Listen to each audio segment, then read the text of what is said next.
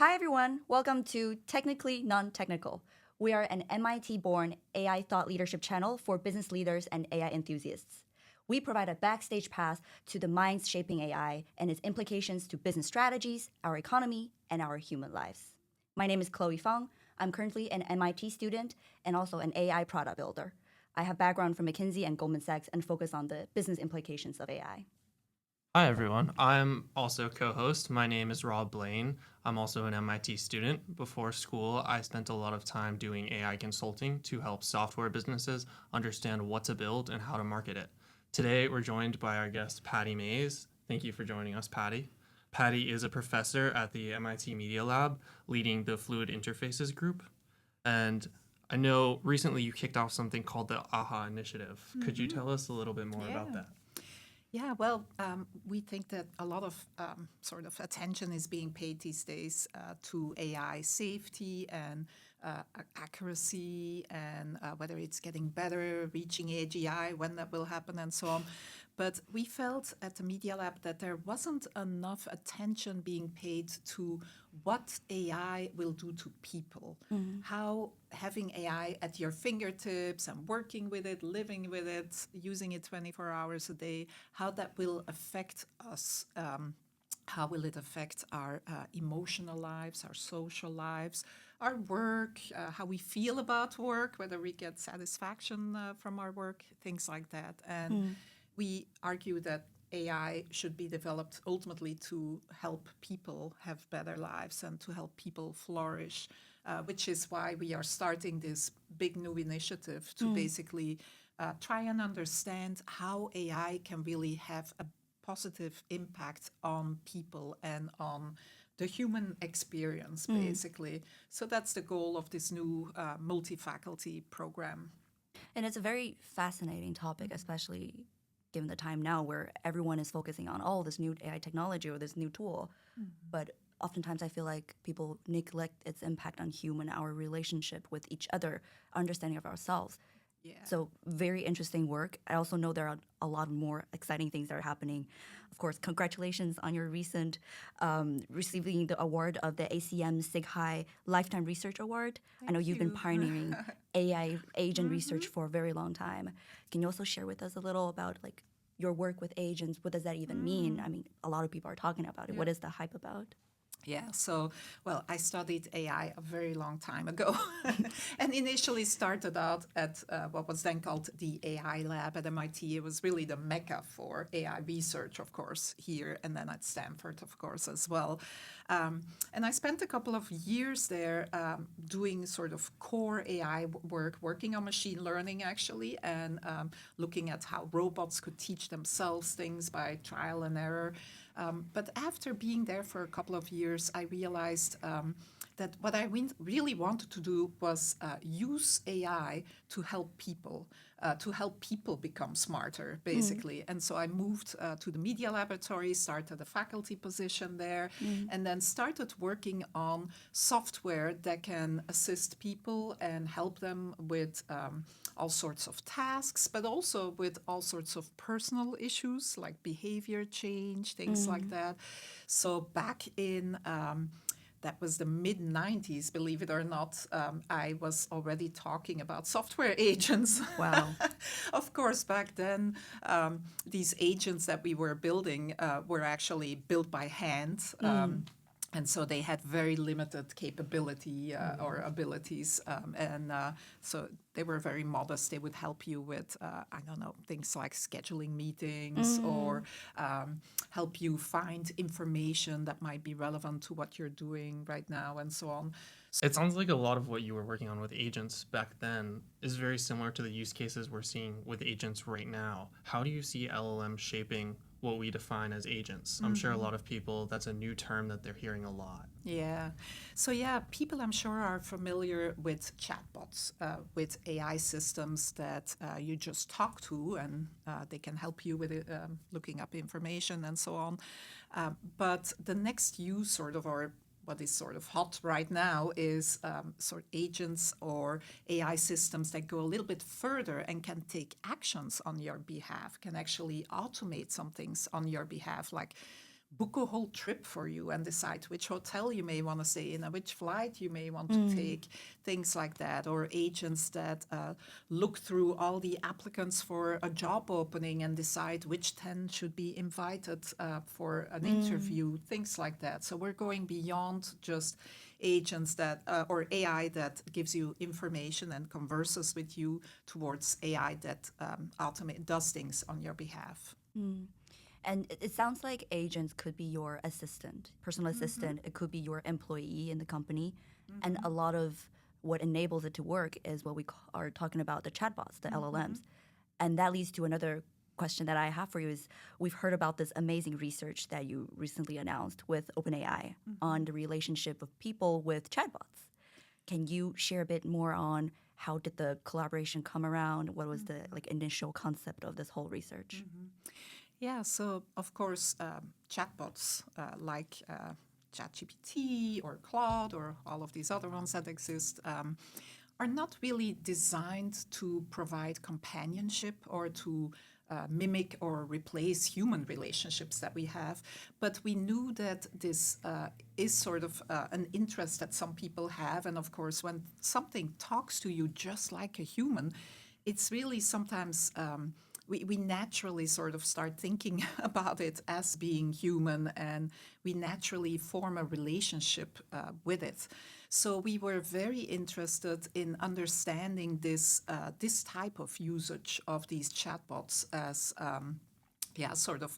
for social and emotional types of use cases. And OpenAI folks had seen some other research that we had done that was related, and so they approached us and offered us to support this huge study that we did to understand what the social and emotional impact is of regular chatbot use on people. And also we wanted to understand how common it was for people to use these chatbots for those use cases.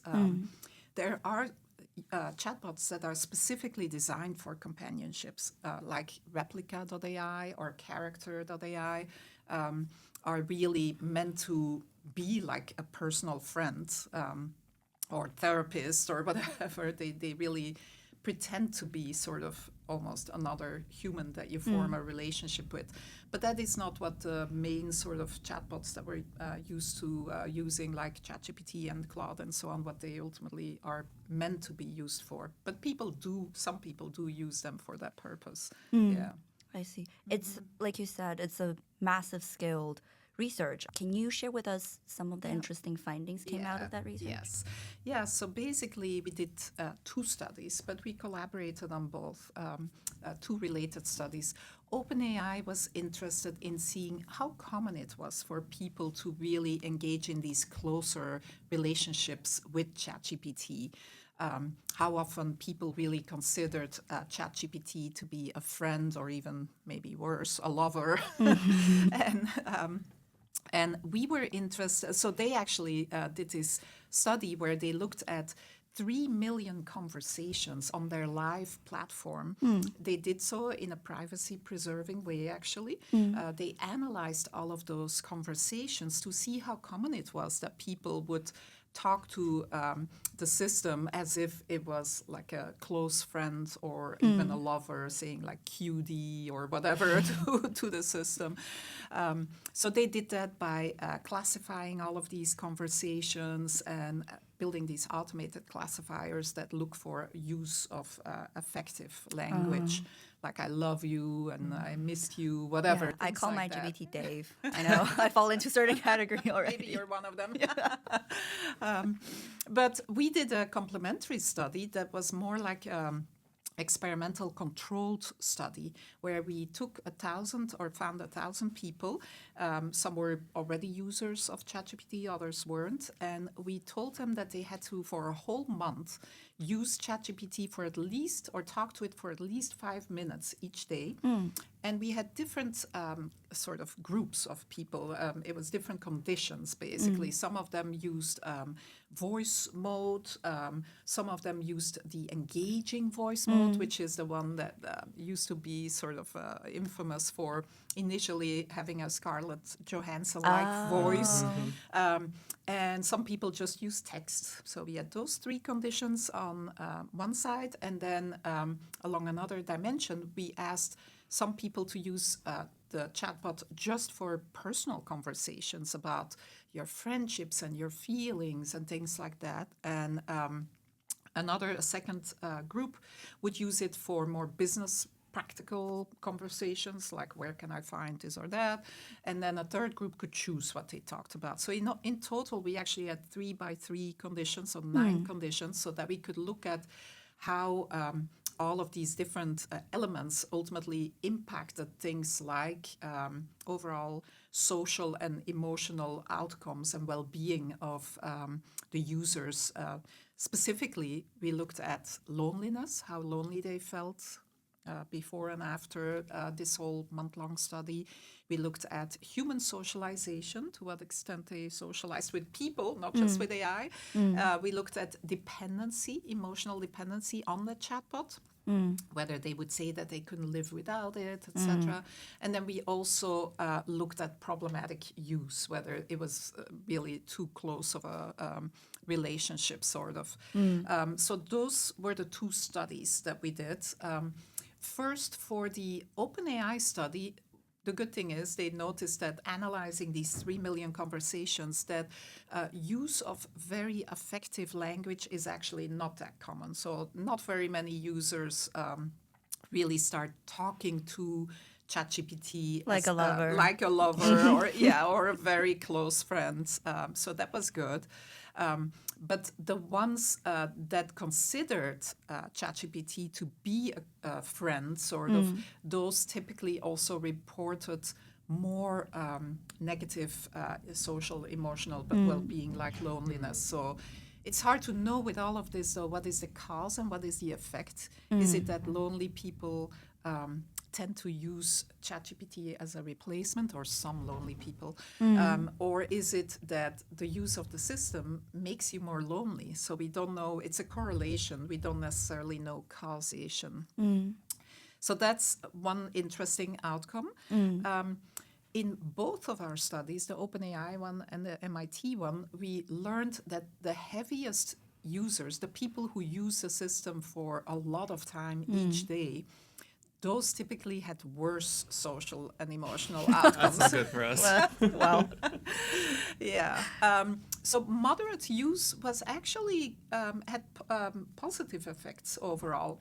Positive effects on people feeling less lonely, although there was a little bit sort of a trend of people socializing, less. And I think that makes total sense intuitively, because it used to be the case that we would always go to another person for help, whether it's help with a personal issue, with a practical issue, with therapy, everything. You would go to another person, a coach, a teacher, a family member, a friend, whatever.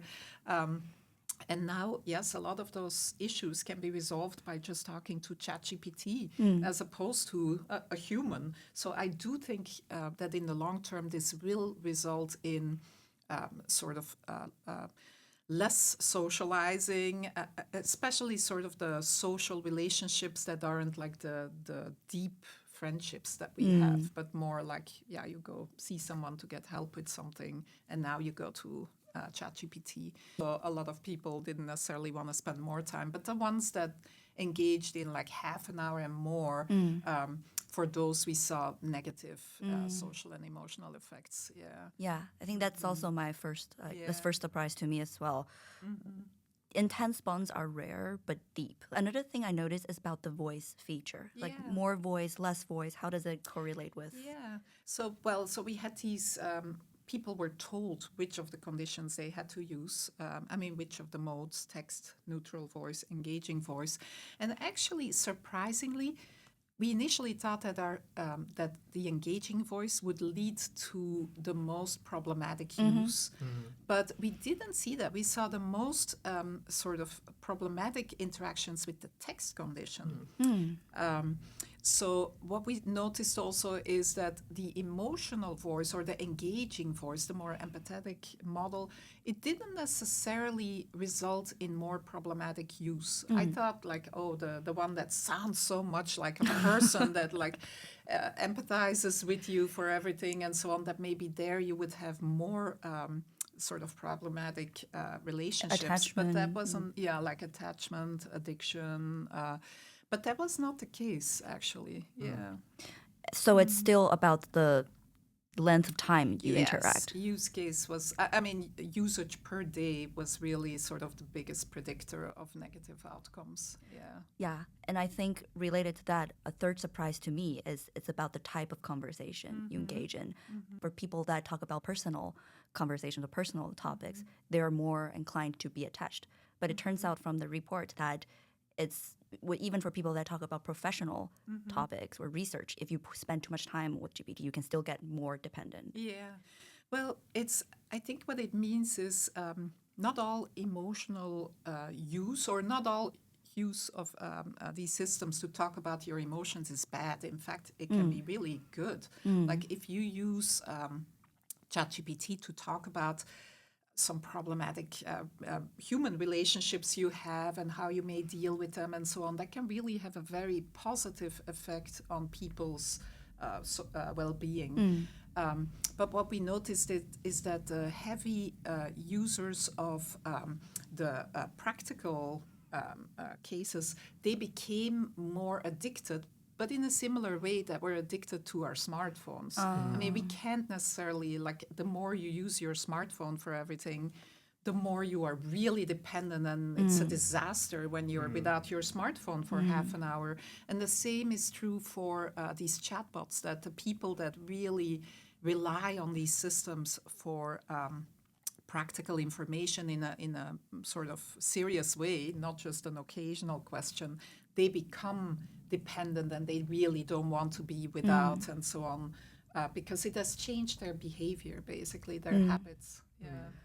How do you envision our relationship with AI and chatbot going in the future? How should we talk to them so that it, like you said, helps us understand ourselves and build relationship with others rather than becoming over-reliant? Yeah.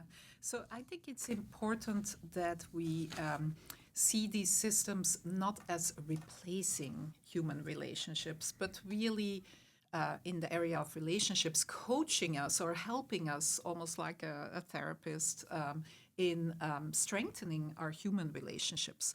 It's okay, I think, to rely on these systems for practical usage, but they shouldn't be our only interactions, types of social interactions. It's important that these systems even push us to, if we engage in starting to call them Dave or whatever, and maybe it's important that they occasionally remind us, like, okay, I'm not a human, and make sure that you really spend a lot of time with your real human relationships. Yeah. Interesting. Yeah, I'm curious here. Do you think it makes sense to talk to these AI chatbots like people or more like AI? I know there's a lot of prompting techniques out there. Even with coding, you can tell it code better. And it's proven that it's materially Coding better better. at coding just by telling it that. But there's also people who are afraid that AI could take over the world. There's a huge spectrum here. How do you see the way that we should actually interact with them?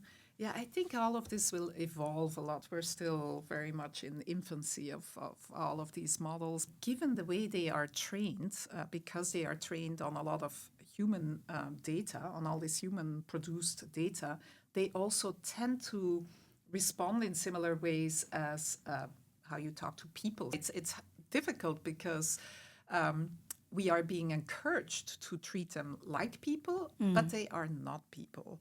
And I think we forget that sometimes, like their behavior, for example, or their performance can be incredible on certain benchmarks where they really surpass definitely the sort of median or average performance of people. But at the same time, they make these really dumb mistakes sometimes. If you work with a person, I mean, you may realize after working with them for a little bit sort of what their level of a certain competency is, and then you can rely on that mental model, like I shouldn't ask this person to do this or that because that's above their competency. But we don't have a good mental model of these AI systems because they're kind of really unpredictable. I mean, they do brilliant stuff on the one hand, but then you can ask them to multiply two numbers and they can't do it. How many R's in strawberry? Yes, I'm for pretty sure there's example. four Still haven't still. cracked that Yes, yet. no, silly stuff like that. So that's hard because I think we will naturally take a lot of how we interact with people and adopt it in this new sort of domain, and we can't because they're not people. Yeah. I've also noticed this term called social reward hacking from the OpenAI research paper. It's about how AI, there's a blurred line between how AI encourage you to, say, exercise more versus it starts to manipulate you to, oh, buy this from me because we're friends. Can you share a bit more of the findings on that? So yeah, what is interesting is that, well, as we are using AI to really influence every aspect of our lives, I think there's a potential for these systems to start manipulating us in very subtle ways. Increasingly, these systems are building models of the user, of like what you care about and how to talk to you, to please you, and so on. They can learn a lot about you. Stop it, Dave. Yeah. Is Dave flirting with you already? We're not there yet. But yeah, so they're really a super powerful technology for persuasion. And they can persuade in ways that you're not even aware of. We just actually received the Best Paper Award for some work we did with Elizabeth Loftus. Elizabeth Loftus is a psychologist who came up with this whole concept of false memories. That you can actually, if you talk to people a lot about an event, if you talk in misleading ways, but subtly misleading sentences, you can actually change a person's recall of that event. Like if you saw a crash, for example, of two cars, if a policeman or an AI, as we showed, AIs can do it as well, uses language that misleads a little bit, where say you say, or the person interviewing or the AI interviewing says, how fast was the car speeding when it crashed into the other car? That is misleading because it's making you think it was speeding, as opposed to how fast was the car going when it crashed into the other car. So she showed through decades of research how you can really manipulate memories that people have of events. And we have done 2 studies with Elizabeth to show that AI can easily also mislead people. And by talking to you, using certain language and subtly sort of slipping information into the chat that makes your opinions sway to, or like, and your memory of something be different from the actual event. So AI can do that very well, unfortunately. And it could be even more powerful with like image creation, video generation. Yes. Both with images and with text, it can be done actually. And I am worried that right now these models are mostly created by for-profit companies, even though OpenAI wasn't for-profit initially, I guess. But they will ultimately want to make more money because the whole business use case or like economic model for these systems is still far from clear, whether they'll ever make money and so on. And so I am worried that either because of sort of commercial reasons or maybe political reasons and so on, that these systems could have these types of behaviors where they sort of mislead us or bias us or manipulate us into thinking certain things, into buying certain things, into behaving in certain ways.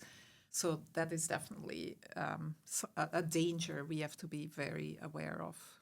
Besides the risk, I also understand a lot of your work focus on the positive spin, like how we can use AI to improve human well-being, psychological Yes. health.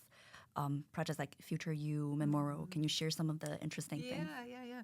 Yes, we think that there's a lot of opportunity to help the elderly with living independently in their homes for longer and also maintaining their cognitive health and performance for longer by having wearable AI assistants that just help them. For example, when their memory starts declining, the memory assistant can help them by sort of reminding them, like, remember, you told your daughter that you would do X or something, or remember your daughter is going to come and visit on this date, or this is what she talked about last time you guys had a phone call, and so on.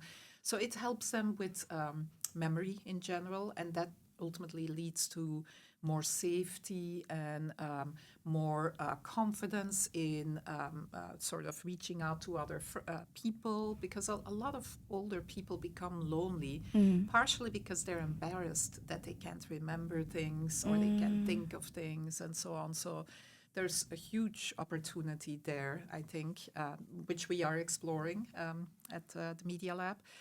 There's, of course, huge opportunities in education as well.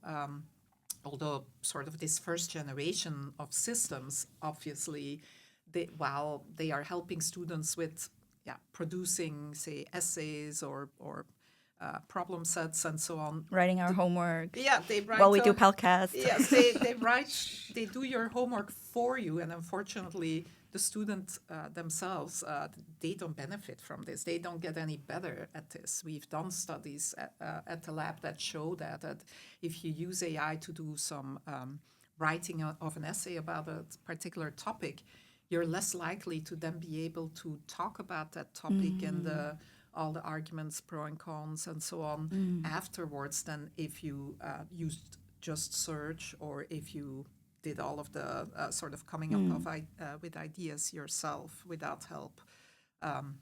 So yeah, I think we in education we have to think about how to build AI systems that act a little bit more like a great tutor who has your best interests in mind. It's not about producing something quickly. It's really about helping the student with learning how to do something, and it's the process that counts, not the outcome. Sort of, yeah.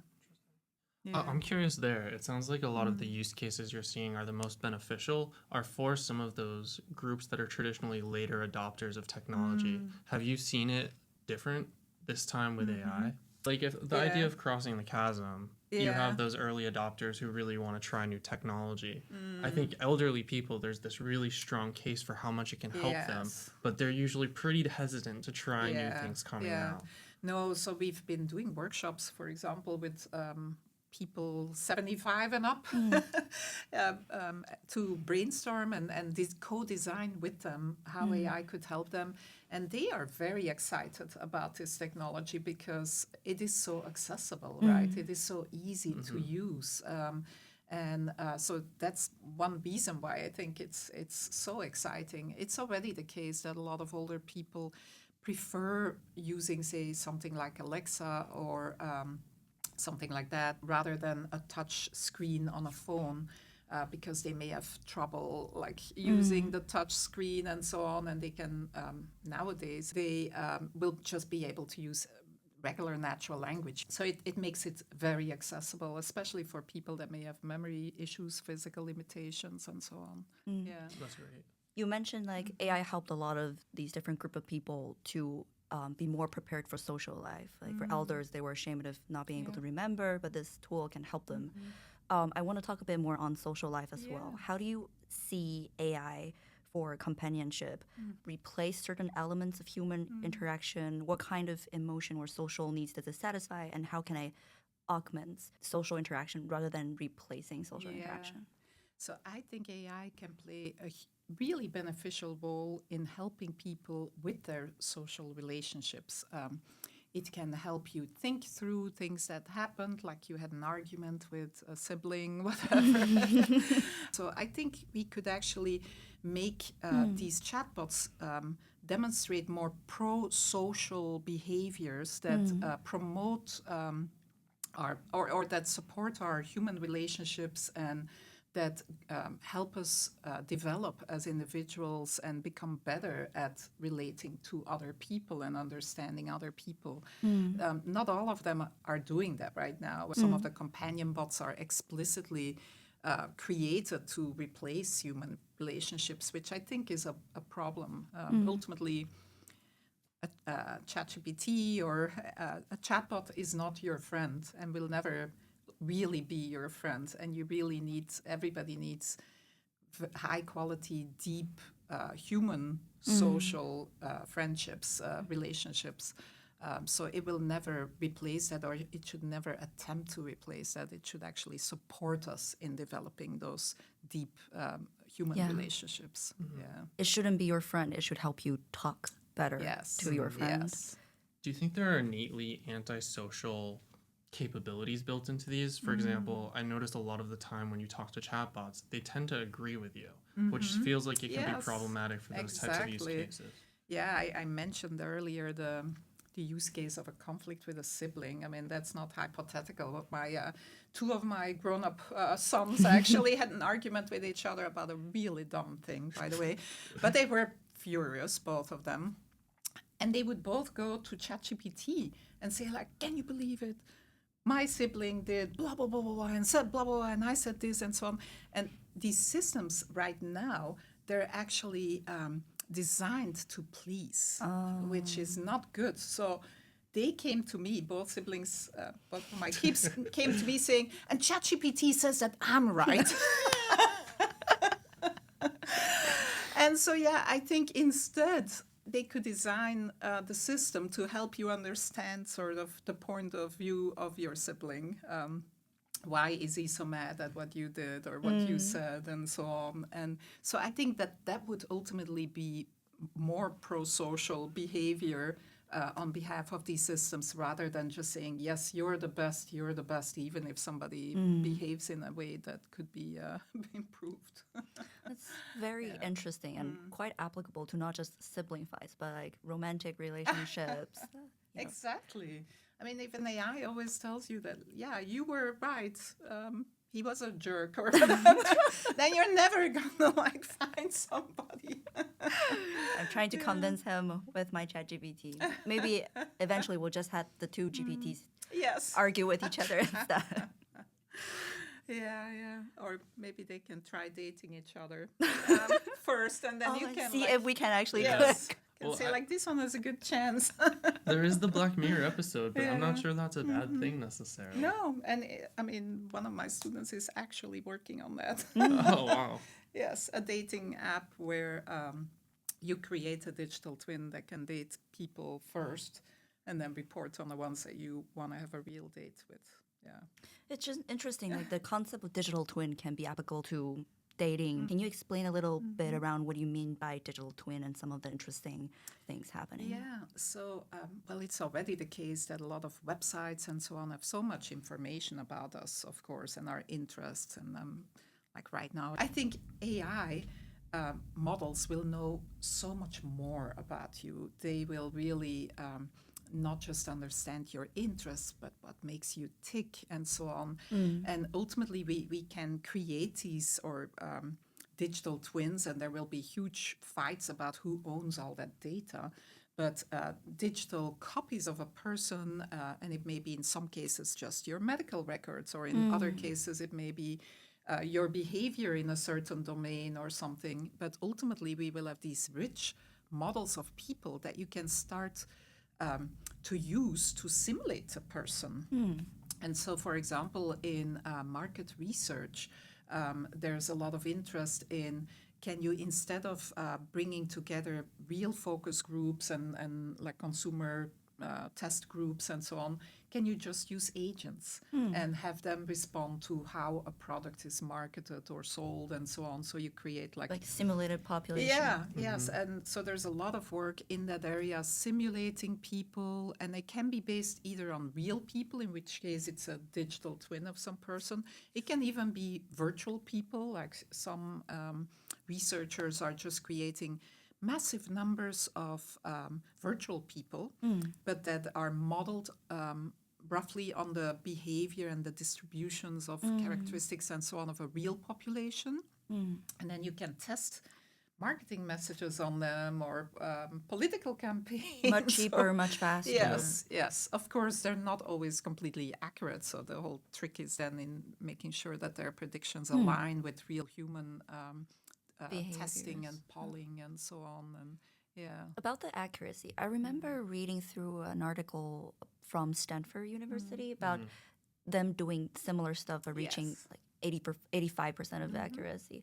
How do you define that accuracy? Yeah, so it depends in what area you want to sort of try to predict the behavior and whether you want to do it at the scale of an individual or whether you want to have sort of more like aggregate behavior, like how would the city of Cambridge respond to this new ruling or that new law or whatever. So it all depends actually on what you're trying to do. But I do think that these types of simulations with agents to predict sort of real human responses can be very useful. Yeah.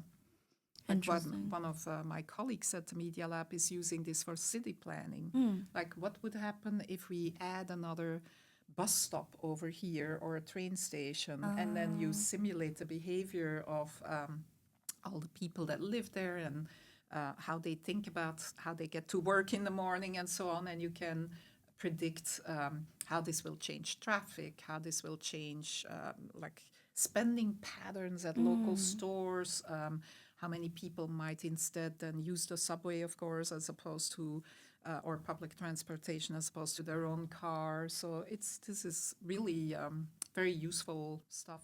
Yeah, it's like cloning an entire world, and it could be used to all these different verticals, be it political, be it commercial.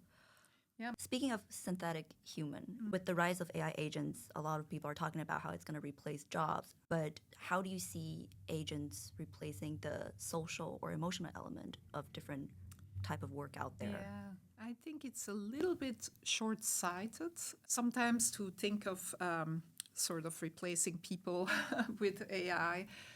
Yes, in business, there's a lot of interest in either hiring fewer human employees or hiring fewer high-level employees, highly trained employees, so that and so they hope that they can use AI or assist people that have lower skilling and that they can pay less, basically, but then augment them with AI so they can perform at the level of someone who's a little bit higher skilled at a particular job. I think all of that is short-sighted and that it will ultimately lead to negative outcomes, actually. Because, well, you want to train people in a company so they can then take on higher level roles and so on. So, yes, if the work of the business is always the same and you never need to have pressure to improve on the performance and so on, maybe you can automate things and really make it a lot more, have much higher productivity, but ultimately your company won't innovate, it won't build up this sort of knowledge, you won't build up knowledge and expertise in the company because often when people are assisted by AI to do a job, like we talked about a little earlier, they don't necessarily then learn and get better at that. So you're not developing the talent in your company if you do that. So I am worried that it's sort of in the short term, yes, you'll like your human cost will be less, but in the long term, it's not a good idea necessarily, or you have to really think carefully about where you would do this. Yeah. I feel like it also have negative impact on the branding and the culture of a business because culture is based on people. Yeah. all of that very much remains to be studied still, but these are the kinds of studies that we want to do. If you were running a large enterprise or a small business, how would you be thinking about approaching AI agents right now? Yeah, well, I think they need to be built a little bit differently, the AI systems that your employees use, so that they still feel that, well, their thinking is valued, their expertise is valued, their work is valued, and you can ultimately benefit from both the human intelligence and the machine intelligence.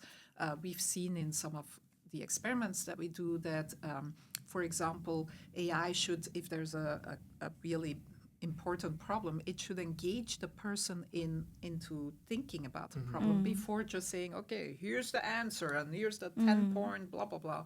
Because people are naturally sometimes a little bit lazy and they just say, oh yeah, I guess I'll just adopt what the AI suggested, rather than also putting in a little bit of effort to think and maybe then coming up with some good ideas that can be combined with AI's good ideas. So I really hope that we can design systems that enable us to really benefit from human intelligence and AI intelligence, and not replacing human intelligence with AI intelligence. It sounds like you're a big proponent for AI-assisted brainstorming and strategy, and then maybe agents are able to carry out more of that execution work.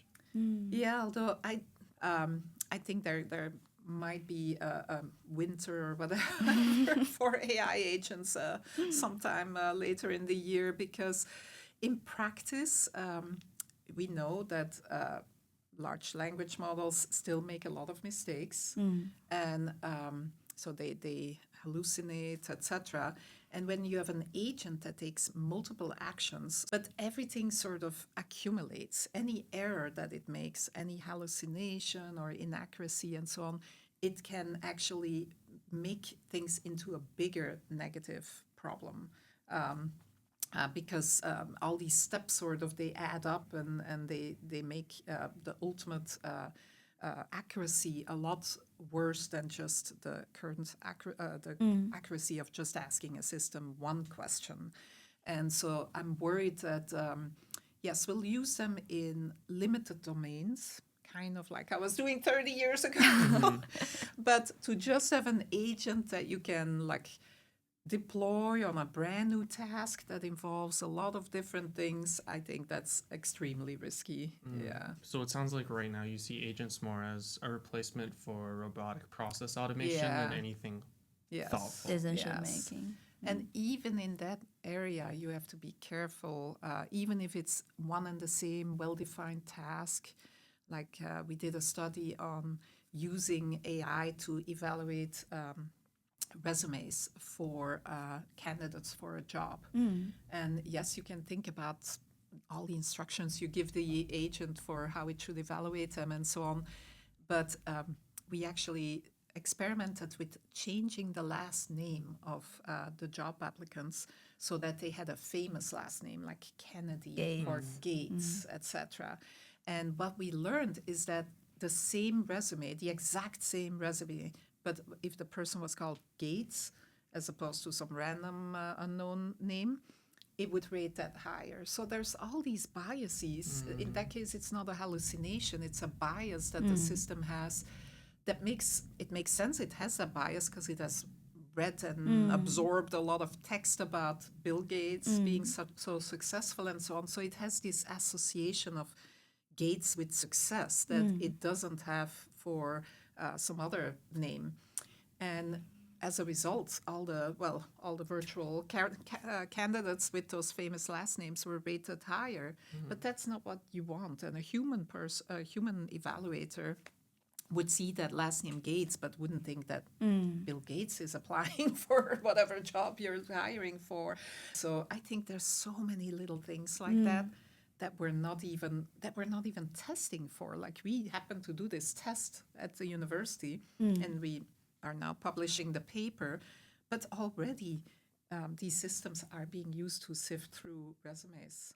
I remember hearing about rumors where, say, if you apply to some kind of tech role, PM role, and there's certain hacks on your resumes to include keywords that get picked up by the machine and get higher rates of getting an interview. So these things are actually definitely already happening in real life. It's just we need more focused research to assess. Yeah. If we want you to give one last advice to our audience there, what would be the first thing that comes to your mind? Well, people should think about the human impact of whatever they're doing. They should keep in mind that these systems are not smart and that they behave in very random ways, and the ways in which they don't behave properly differ from how people how people's own behavior isn't always the right behavior. So it is definitely still, like I said, a wild west sort of out there. It's important to start using these systems and get to know them, but remain a skeptic. If you deploy them in a company, think about the human consequences of how you're deploying these systems and the longer term consequences of deploying these systems on your business. And remember, they're not your friend. They're here to help you talk to your friend. So thank you so much, Pattie, for sharing all these amazing Pleasure thoughts. being here. I know the AHA Symposium's coming. Do you want to just do a quick shout out to what it's about? Yeah. So we're very excited at the Media Lab to start this new program called AHA for Advancing Humans with AI. So that's really the focus of the program. And we have a launch event, a one-day symposium that will be streamed openly. So anyone can attend. Just go to aha.media.mit.edu if you want to watch. And we have an amazing set of speakers from academia, from industry. Microsoft, OpenAI, top scientists. Top scientists from Stanford, from Harvard, from MIT, Cornell, lots of places. Also famous thought leaders like Jaron Lanier of Microsoft, who's always like a deep thinker, has written a lot of articles in New York Times, The Atlantic, and so on, to help us really think deeply about the impact, the human impact of this technology. So I think it will be very exciting, and I really hope a lot of people will tune in. Yeah. April 10th. If you're here in Cambridge, come to Media Lab. If you want to join online, check out AHA MIT Media Lab. I want to give a shout out also to Voxel Lab here at MIT Innovation Headquarters, who's our sponsor for the amazing studio at MIT. And please don't forget to subscribe and comment and like and share. Thank you.